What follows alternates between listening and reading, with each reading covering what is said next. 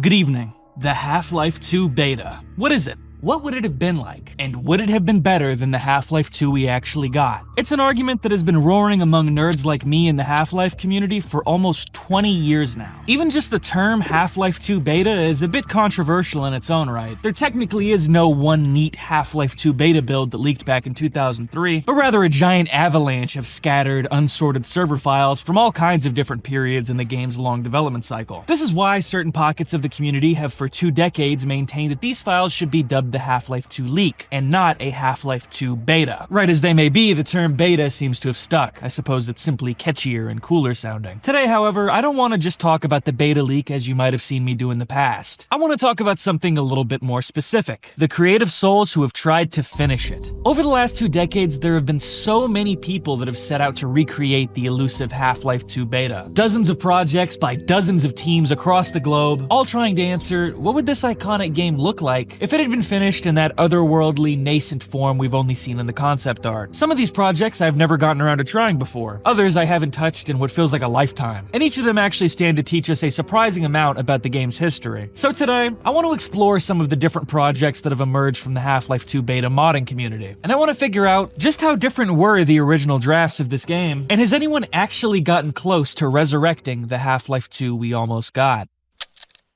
Missing Information was the first attempt I know of to try and revive the Half-Life 2 beta. It's not the greatest or most complete beta mod, but it does have the most, aura? It has a very cool logo and intro video. In fact, it's impressive how well its branding still holds up because as far as I'm aware, Missing Information was the very first beta remake mod to emerge after Half-Life 2's final release. You can find Missing Information videos on YouTube that are over 18 years old, from before even the Orange Box came out. The mod was started in 2005 by Gabe's Love Tub, a mod team that also worked on restoring leaked builds of TF2 Invasion. They unfortunately seem to have had a reputation back in the day for being a bit unpleasant. There was once even a forum community comprised entirely of people who didn't like them. The general premise of Missing Information, much like pretty much every beta mod, is to take the interesting, unfinished scenes and chapters that the public caught glimpses of in the 2003 leak and polish them up to the level of quality the final game had. The latest public build is from 2011, but it's a bit broken nowadays. The mod also unfortunately only comes with one fully finished chapter,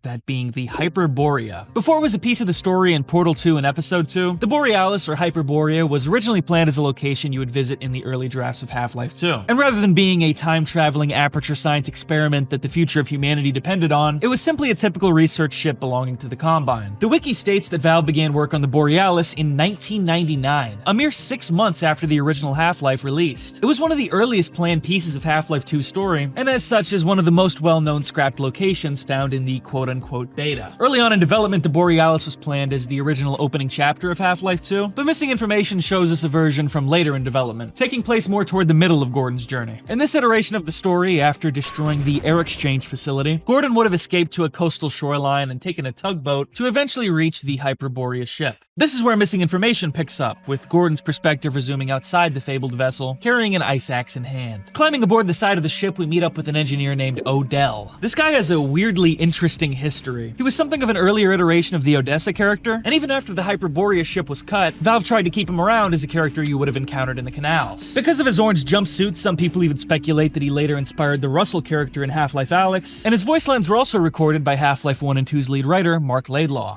Wondering where you got to. Open up, it's Odell.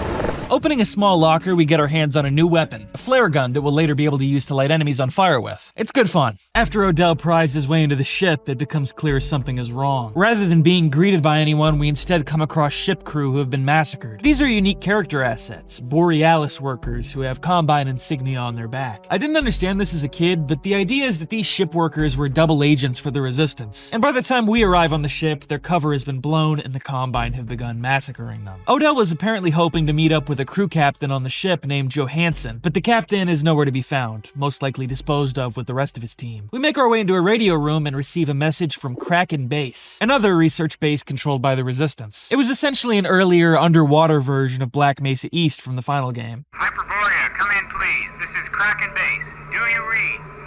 Our situation is critical down here. Is anybody up there?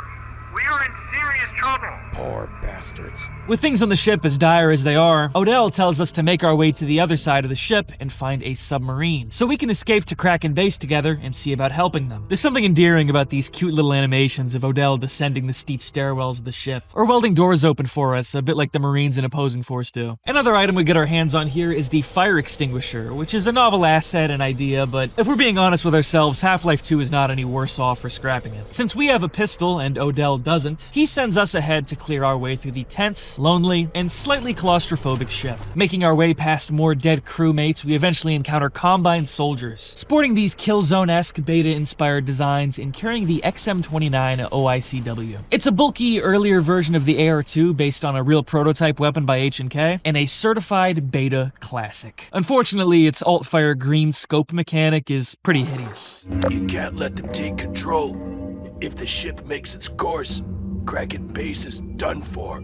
This bugged, dying ship worker informs us that the Resistance is doomed if we allow the Combine to use the Hyperborea against Kraken Base. So we head topside and advance towards the front of the ship. After making our way to the control pit and clearing out the Combine inside, we see what's left of the main crew. Their bodies and Pepsis scattered all about. I believe this is a callback to a scene in the original Half-Life's On a Rail chapter, where you make your way to the rocket launch center only to find the Marines have already massacred everybody there. With these soldiers taken out, however, Kraken Base and the Resistance should now be saved. So now we just need to reunite with Odell and get the hell out of this place. In a storage room on the way back, we encounter Stalkers for the first time. Although they weren't fought in official combat until Episode 1, they were originally planned as enemies in base Half-Life 2. And their earlier design we see in Missing Information is a good degree more torturous and horrific looking than the final version. I personally think the final design is more unique and iconic, but the early Stalker is a bit spookier looking. So much so that people have apparently built Half-Life 2 beta horror ARGs around them. Not sure what that's all about. Anyways, this Stalker encounter is cool because as soon as we step in the room, we feel the ship start rattling and see physics objects go flying everywhere, and it creates this intense, chaotic, disorienting combat sequence that I'm a bit sad we didn't see anything like in the final game. As we look for Odell and his submarine, we see why the ship has started rattling. The Stalkers seem to be tearing shit up. Everything's on fire, and the fire extinguisher is really no help. The Hyperborea is done for. Once we meet back up with Odell, he leads us out to the side of the ship, where we greet a sunny morning sky and finally begin boarding a submarine to make our escape. And that is essentially where the mod ends. The Hyperborea is the only part the Missing Information team seem to have ever polished and released in full, but to be fair, it is pretty damn cool. From this point in the early storyline, Gordon's trip into the Arctic would have ended with him taking this submarine to Kraken Base and visiting a slightly obscure location called the Weather Control Station, before taking a C-130 to fly back into City 17 and crash landing at another cut location called the Skyscraper, or Vertigo. What that basically means is that Half-Life 2 was originally going to have a detour where Gordon fucks off to the Arctic for 15 minutes, then comes back to City 17 by doing 9/11. Truly, the beta was better. Now, there are a few other maps included in Missing Information after the Hyperborea, but they're pretty much all broken and unfinished, and I could hardly get any of them to run nowadays without running into a ton of issues. There's a port of the E3 2003 demonstration, which in my copy consisted of G-Man fucking me with his eyes until the game crashed. There's also an early scrapped coast level from E3 where you explored the Combine Depot, an area only seen from a distance in the final game, but loading this also crashed the game, as did the final rooftop uprising level. None of the patches online I downloaded managed to fix any of these issues, so I guess 15 years of Source Engine updates have not been kind to this mod. The only other map I did manage to get working was the E3 Terminal, an earlier version of the Intro Plaza. You make your way past police bus that you might recognize from the game's promotional material, then head up an elevator zipline thing, catch a view of the weird Beta Citadel design and a couple of rebels smuggling weapons on a rooftop, then you get off and nothing else seems to happen. I think part of the reason people find exploring the beta content so interesting isn't even necessarily the actual intended designs or writing, but rather just because so much of the content you'll find in the files are so bizarre in this way. Weird maps with no rules or polish that very few people have seen, so unfinished that it's easy to completely lose track of what's happening or where the map wants you to go, and all there is to accompany you are these weird, creepy early 2000s video game soundscapes.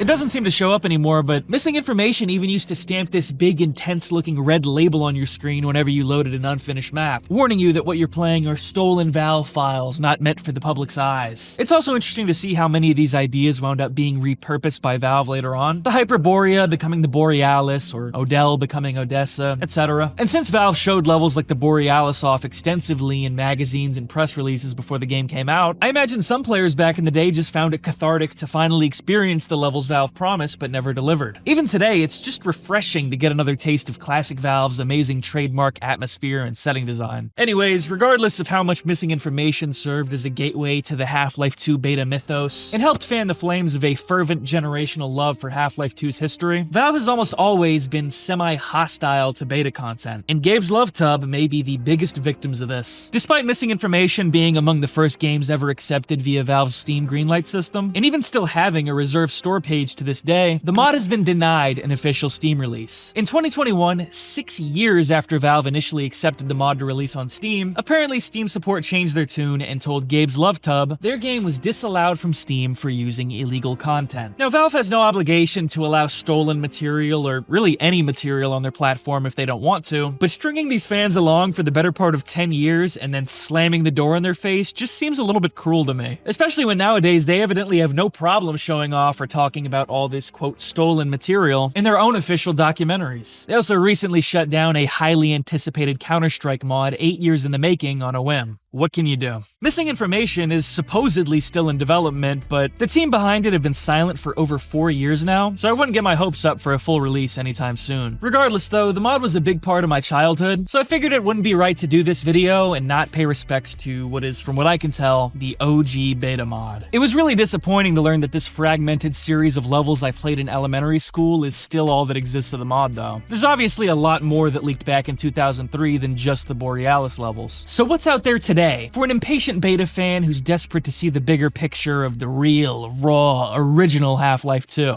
Well, there's always Half-Life 2 Beta Minimalist mod. Half-Life 2 Beta Minimalist mod is probably one of the most surreal things I've ever played as a Half-Life fan. It's a quote-unquote minimalist attempt at recreating the earlier drafts of Half-Life 2's story, which in practice means that it's an extremely primitive checklist that technically shows off all the things people fawn over the most about the beta, and is technically playable and finished front to back. It runs on a modified Half-Life 1 engine, it's only about 45 minutes long, its maps are really crude and chock full of really ridiculous voice acting and dialogue. And I'd probably best describe it as a shitpost that both mocks and pays tribute to the beta and its adoring fans. You'll go through all the motions, see all the most talked about scenes and sights from the leak, the weird soldier variants from the concept art, the Combine alien slug thing, the female assassin, sexy beta Alex, Eli Maxwell and Captain Vance as separate characters from before they were merged. If you liked any of the early concept art, you'll be pleased to learn this game often literally copy and paste it into its map skybox textures. A lot of the scenes included in this mod, and indeed most beta mods, are based on Mark Laidlaw's early Half-Life 2 story treatments as seen in the Raising the Bar development book. Minimalist Mod's opening is no exception. Laidlaw's original script describes a G-Man intro where he shows Gordon a surreal, fast-forwarded time-lapse of how the world decayed over 10 years during his absence, before he snaps awake on a train in the real world. Here is Minimalist Mod's take on that. Gordon, you need to wake up and save City 17. Afterward, Gordon awakens on a train headed inbound for City 17, catching a shadowy glimpse of a scrapped one-note character named Samuel. Apparently, pretty much all this fellow was supposed to do is tell us to put on a gas mask before we get off the train, because the Combine's industrial pollution of the Earth and the beta world is so intense that you'll cough up bloody foam if you don't put one on. Once we arrive in City 17, we see a big screen displaying an earlier version of Dr. Breen, who some people like to call the Console. I don't think this was ever actually the character's real name per se. From what I can tell, Console was really more of an early title for Breen, a bit like how in the final game he's called the World Administrator. In concept art of the Console's office, you can even see Breen's face and a portrait in the back, and this Console statue model found in the leak is also clearly Breen. So I'm not really sure how much this character we see ever really existed beyond an early concept art sketch, to be honest. Still though, no beta mod is complete without this weird bald guy yapping knockoff 1984 quotes at you. A true citizen knows that duty is the greatest gift. Heading through City 17, we see all kinds of ideas lifted right out of the concept art. The trenchcoat Metro Cops, a scrapped Combine factory location apparently named the Stenographer's Chasm, and of course the child slave factories that were scrapped when the team came up with the idea for the suppression field. When we meet up with Kleiner, we see him not only sporting his earlier geriatric man face, but also wearing an eye patch, another reference to one of Mark Laidlaw's early story vignettes. Barney is also blonde, which I can only assume is a reference to IHV Test, some weird censored Barney model apparently found in the leak files. This mod has some truly obscure shit in it. We go through the teleporter sequence in Kleiner's lab, and during the malfunction, we catch a glimpse of the original Mossman character Elena in the fabled Kraken base laboratory, and even the Console in the flesh. Gordon, who are you? get out of the Citadel. It's at this point Minimalist Mod takes a stab at portraying the events of Mark Laidlaw's Old Friends, a story vignette, in which Gordon and his colleagues from Black Mesa hijack a Combine bus and wind up in the middle of a high-octane police chase, before crashing into the canals with Kleiner left critically wounded. It's known for being an early Half-Life 2 outline with a very bleak tone. It's very dramatic. Anyways, here's what Minimalist Mod's rendition looks like. Gordon, police are everywhere. We gotta get out of here quick. We're gonna crash!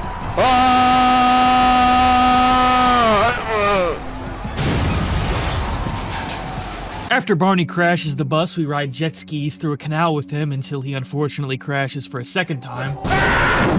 We pretty much never see him again. We find ourselves in this terrible rendition of the coastal wasteland, fighting bull squids and hound eyes until we enter Eli's hideout. The earlier version of Eli we see here, Eli Maxwell, has a sort of steampunk blacksmith look going on, and Dog makes quite an impression as well.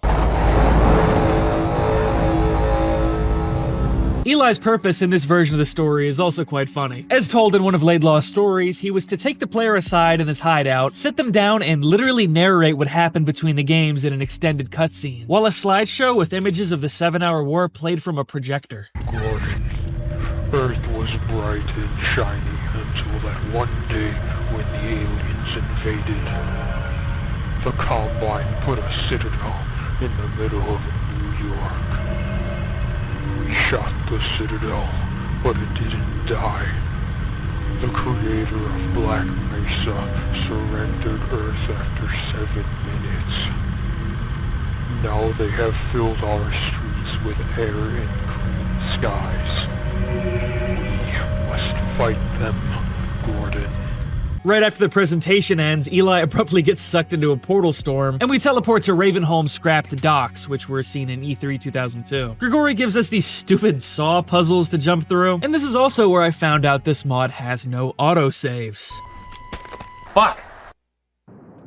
No! After Monkey burns to death in his church, we take a brisk walk through the Antlion Caves and briefly get our hands on the Beta sniper rifle. We don't really do much with it in Minimalist Mod, but I just want to say I always thought this weapon design was really cool. At least the one in episode 2 is also cool, I guess. Just a shame we never really got to use it ourselves. Anyways, the next area on the docket is the Depot, a Combine prison chapter connected to Nova Prospect that processes its inmates. How does Minimalist Mod portray a visit to a Combine prison? Well, it's rather simple, actually.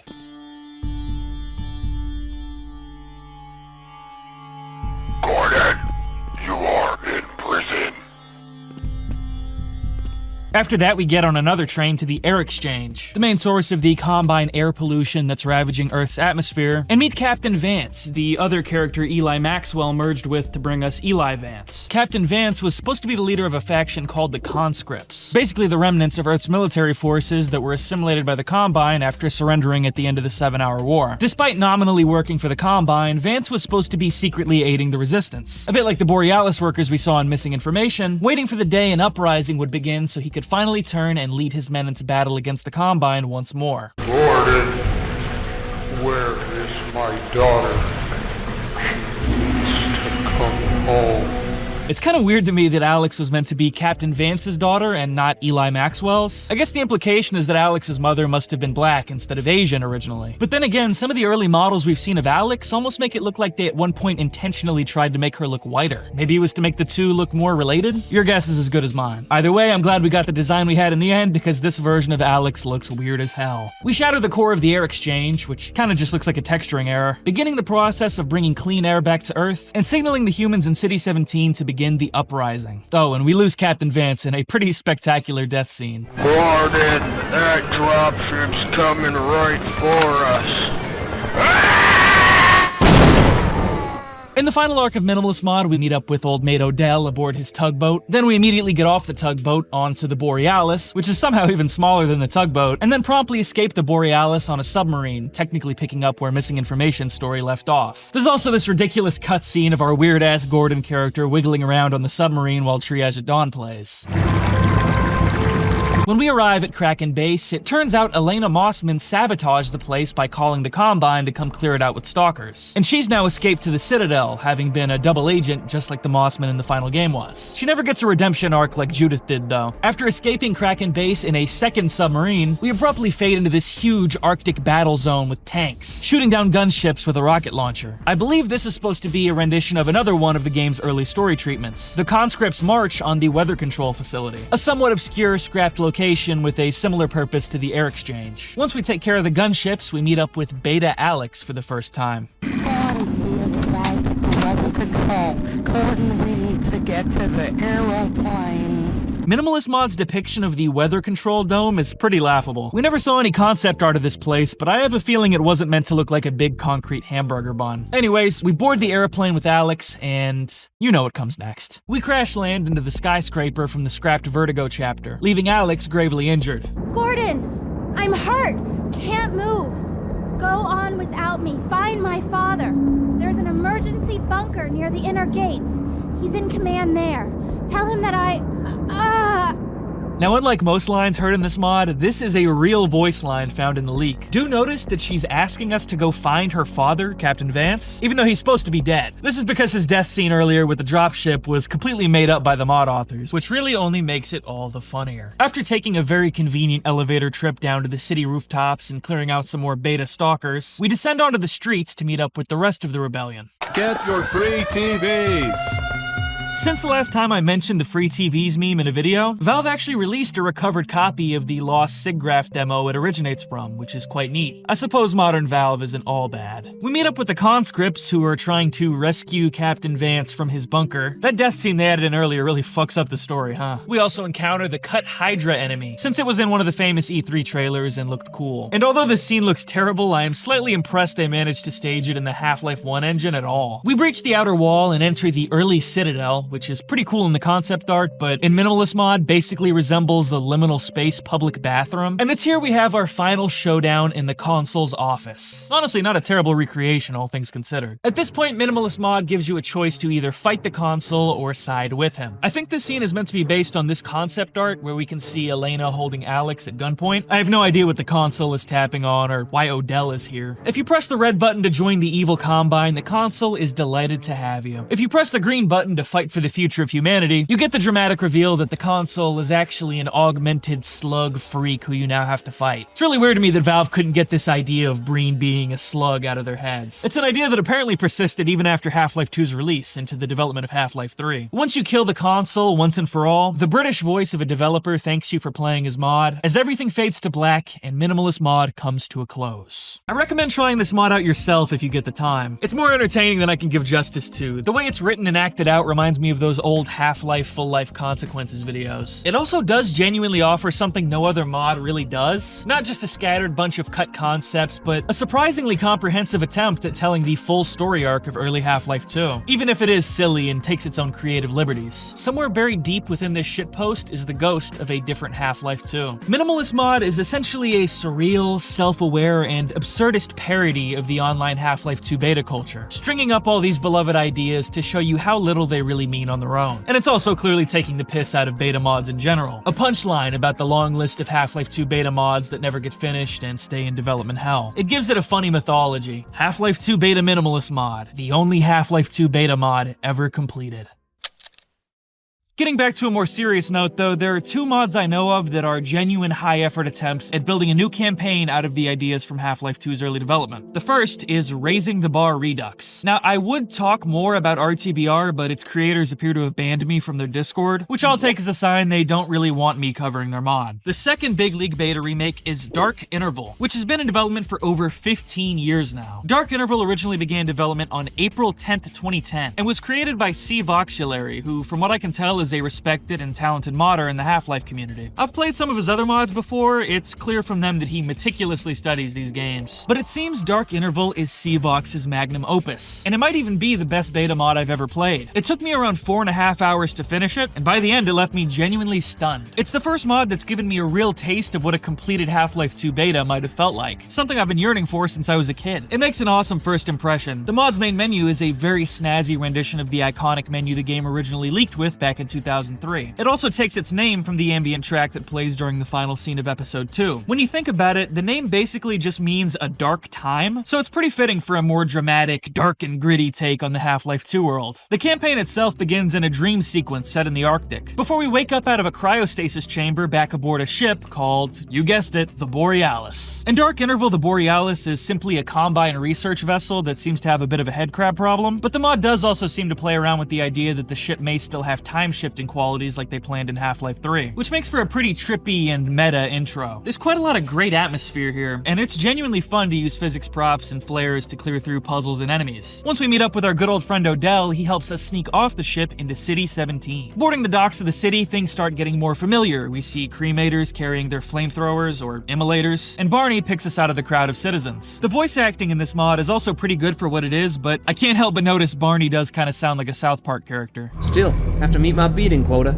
Barney dismisses us into the industrial part of the city where we come across a couple of vorticells, a scrap type of Combine power station that would siphon energy from captured vortigons. After we free 2 vorts from their capture, they accompany us and help us deal with some puzzles and combat underground. It's a bit like that part in the mines in episode 2. We even get to pick up a cremator's immolator and clear out alien Zen outbreaks in the sewers and streets. Dark Interval's depiction of the stenographer's chasm thankfully does the concept art more justice than minimalist mods did. While I was playing, I couldn't help but notice the ominous Combine propaganda posters all over the city. These are of course based on designs from the game's early development, but the mod has remade them to depict the Combine designs from the final game, which is a really cool touch. Apparently Valve cut these original posters because they thought they were too unsubtle, that they were, quote, doing the work of a sledgehammer where tweezers were required. Now I can see what they mean, but there's no denying these posters were really stylish, and Dark Interval does an excellent job bringing them back into the fold. Dr. Breen is referred to as the console instead of the world administrator, but otherwise looks and sounds exactly the same, which I think is probably the more accurate way to handle him in a project like this. He's also broadcasted via an earlier, more interesting variant of the Breencast monitors, described by the game's original artists as cluster-like compounds. It's a cool piece of Combine tech I'm happy to see brought to life. The propaganda art of Breen shows him sporting all kinds of different Star Trek-looking uniforms, and it looks like the Dark Interval team even faithfully remade the art faintly seen in the background of the old console office concept art, which is really cool. Again, the artists on this mod really knocked it out of the park. Once we meet up with Barney in the back of a train station plaza, he sends us through the quarantine sector, a cordoned off part of City 17, infested with headcrabs and other Zen animals. Since this quarantine sector area isn't directly based on any actual Half-Life 2 concepts, it's easy to assume that it's a reference to the quarantine zone from Half-Life Alyx. But it turns out Dark Interval actually came up with the idea first, which is strange. I guess it's not that crazy since Half-Life Alyx drew from the beta pretty heavily too. Apparently cremators were even meant to make an appearance at one point. Anywho, we rescue a worker stuck in the quarantine zone and put down his zombified co-workers, then head back into the city and see soldiers marching through the streets. I wish we saw the Combine marching in formation, demonstrating their scale and discipline as a military force like this more often. We only saw it in the final game, what, once? Twice if you count the episodes? Originally, the flying manhacks were intended to be under the control of game-playing citizens who believed they were playing a video game rather than hunting fugitive citizens. Like many early gameplay ideas, it sounded good on paper, but proved to be overly complex and not very fun. The last thing we do on our way to Kleiner is check out the Hackman building, which there are posters for all around the city. It's a rendition of the scrapped Manhack arcade concept, even including an actual minigame you can walk up and play. It's a little bit clunky and unstable, but I'm not sure I've seen any other mod bring this idea to life quite this well. Kleiner's lab looks really cool. It's got the original teleporter design seen in the concept art, and when it malfunctions, we catch glimpses of Vortigons and Zen and the scientist crew at Kraken Base. And Kleiner is left injured with this unique scuffed up face texture. The game finally really opens up when you enter the canals. Dark Interval's level design is less linear than Half-Life 2's, meaning most combat arenas are very big and open, and there's an even bigger sense of scale to Gordon's journey. You'll navigate over rooftops and through underground tunnel systems, fighting all kinds of new and obscure alien enemies returning from Half-Life 1 and the beta concept art. Floaters, tripod hoppers, stingers, all kinds of weird Zen alien flora everywhere, like the Zen healing pools and light stalks. We even see different types of hound eyes and aquatic bull squids. I only wish they used the official 2004 bull squid design instead. I've always really liked it. There's of course cremators, the badass red elite metro cops, gas-emitting scanners, and even the Hydra, which isn't the most amazing enemy, but it's still pretty exciting to finally fight them one-on-one. You come across them in this little lair of theirs, and it's neat to see them pick off head crabs and fling props at you. You can tell this mod was made by a real diehard Half-Life fan, because they even bring back the fucking Zen protozoan. Yeah, that weird floating orb thing from the Resonance Cascade, I bet a lot of you didn't even know that thing had a name. Outside of new enemies, some other obvious gameplay tweaks Dark Interval introduces are shooting while zoomed in, cooking grenades, and even killing friendly citizens. In fact, you might even want to kill them because some of them are kinda dicks. Piss off.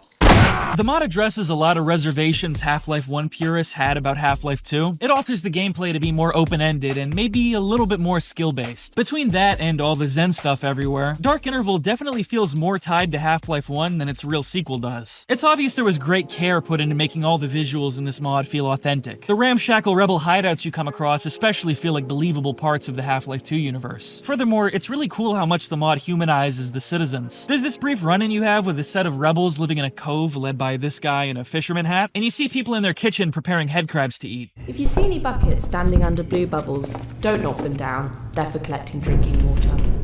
The second part of the canals are just gorgeous. Dark Interval does such a good job bringing the early concept art to life here. And if that's not enough for you, rather than driving an airboat, you commandeer an APC from a Metro cop after he dies to a Hydra. I personally never had a problem with the original game's airboat sequence, but I can't deny it's a lot cooler to spray bullets and missiles out of this hot rod. The main antagonist of the canals is this really intense guy named Commander Falconbury. His name is a reference to opposing force, and it's heavily implied this guy used to be with the HECU, which is one thing about this mod I'm not sure how I feel about, to be honest. This kind of failed HECU revenge storyline feels kind of tainted by Hunt Down the Freeman to me, but it doesn't overstay its welcome, and I suppose it is a little bit more interesting than just a regular helicopter fight. The last part of the mod after we escape the canals is the wastelands, which are just bustling with beautiful scenery and all kinds of overgrown Zen wildlife. This part really does justice to how you might imagine the areas outside of City 17 looking, and it's very fun to explore. Once we finish off a couple of crab scents, the mod begins wrapping up with us getting rejected from a series of Rebel and Vortigaunt camps, before eventually winding up outside the wasteland hideout of this guy. So, Golden Freeman. You can call me Eli. Simply Eli.